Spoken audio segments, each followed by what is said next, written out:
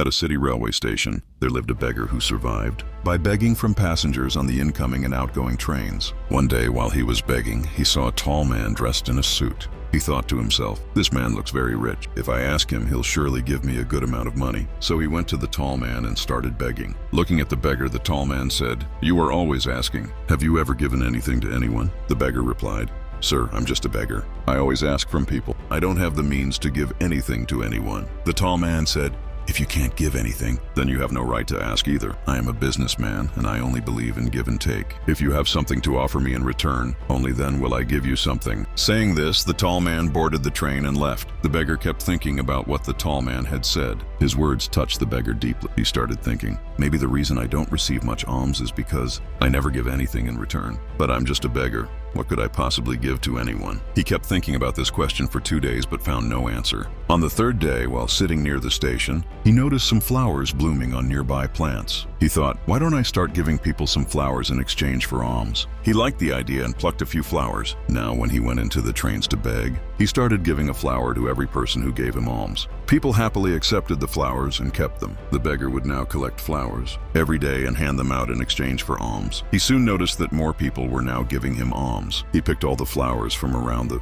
station and distributed them until he ran out. Once the flowers were gone, the alms also stopped. This became his daily routine. One day, while he was begging in the train, he saw the same tall man sitting there again, the one who had inspired him to give flowers in return. He rushed over and said, "Today I have something to give you.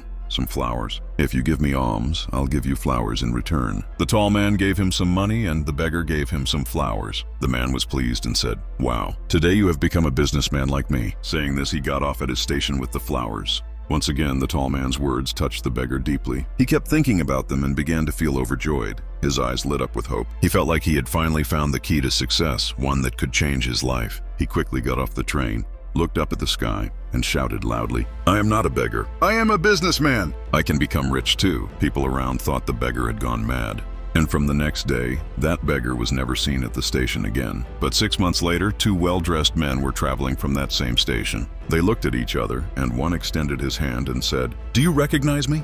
The other man replied, "No, I believe we're meeting for the first time." The first man said, "No, think again. This is not our first, but our third meeting." The second man replied, "I don't remember. When were the first 2 meetings?" Smiling, the first man said, "We've met twice before, on this same train. I'm the same beggar to whom you once said what I should do in life, and the second time you told me who I truly was." The second man smiled in surprise and said, "Oh yes, now I remember. You're that beggar whom I once refused to give alms, and the second time I bought some flowers from you. But where are you going all dressed up like this? And what do you do these days?" The first man replied, "Yes, I was that beggar, but today I'm a successful flower businessman. I'm on my way to another city for my flower business. After our first meeting, I understood a principle of nature, that you only receive when you give. This rule of give and take really works. I experienced it myself." He paused and then continued, "But I always saw myself as a beggar. I never thought beyond that. When I met you the second time, you told me that I had become a businessman. That was the moment I realized that people were not giving me alms. They were paying for the flowers. People were actually buying flowers from me.